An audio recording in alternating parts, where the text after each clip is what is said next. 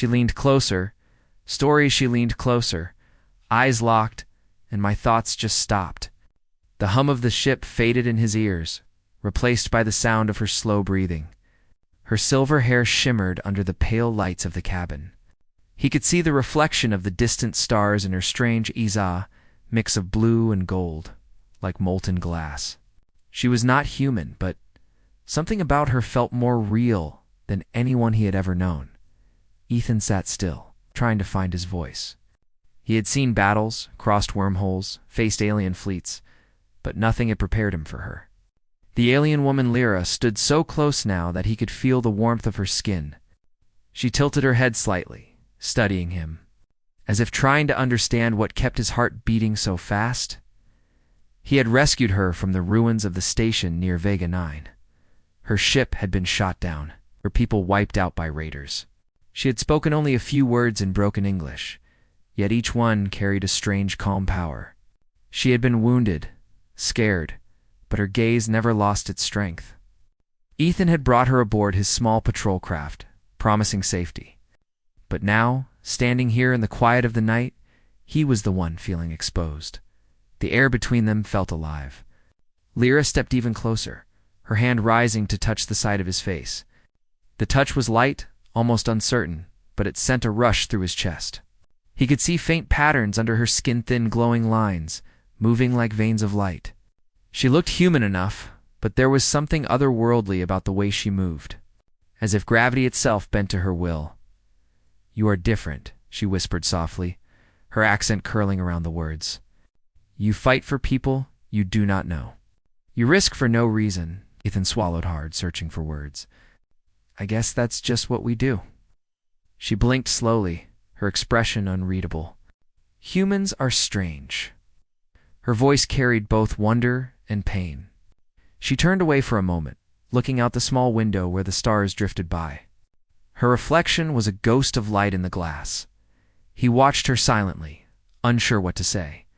She had barely spoken since he found her, yet in every glance there was a story. He knew she wasn't just some survivor. There had been power in the signal he had followed, an encrypted call no human system could decode. And she had been at its source. Lyra turned back to him, eyes sharp. "You do not know what I am, do you?"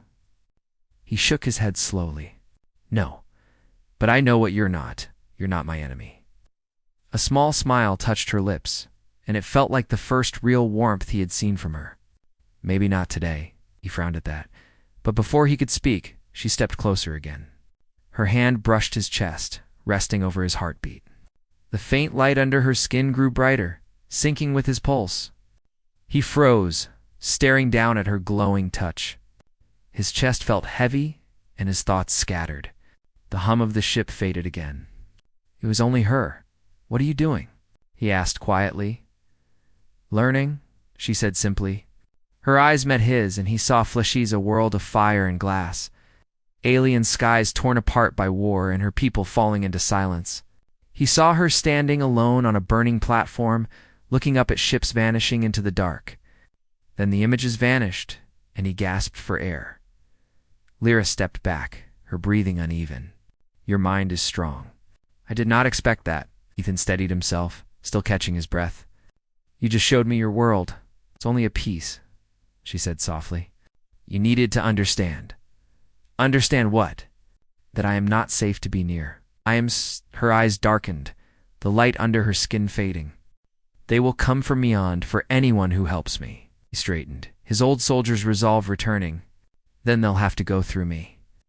For the first time, her calm expression cracked. She stepped closer again, almost trembling. "You do not understand. They are not like you. They hunt with thought, not weapons. They can find you even if you hide behind 1,000 suns." "Then we keep moving," he said, his voice firm. "I've got a few tricks left." Lyra's gaze lingered on him, searching his face for fear. There was none. Humans, she thought, were impossible to predict. She had seen them destroy worlds and save strangers in the same breath. And this one, this quiet man with tired eyes, looked ready to fight the universe for someone he barely knew. The ship's console beeped, breaking the silence. "A proximity alert." Ethan turned to the screen. 3 contacts, closing fast. Not human. He recognized the signal pattern, the same type that had destroyed Lyra's ship. His stomach tightened. "They found us," he said. Lyra's hand touched the screen and the image shifted. Symbols he couldn't read appeared, her fingers dancing across them. The lights in the cabin flickered. "I can hide us for a while," she murmured, her voice strained. "But not for long." He moved beside her, watching the strange alien script scroll across the screen. "Then we use that time." He flipped a few switches, and the ship's engines began to hum deeper. "If they're coming, we make them regret it." She looked at him again, eyes wide. "You would fight them." "You said they hunt thoughts," he replied. "Then maybe it's time someone showed them what human stubbornness looks like." Lyra stared at him for a long moment, then smiled, a small, soft smile that seemed to break the cold around her. "Perhaps that is your weapon. You do not surrender, even when logic says you should. It's gotten us this far." The ship shuddered as something struck its shields. Lights flared red. Ethan gripped the controls, Lyra beside him.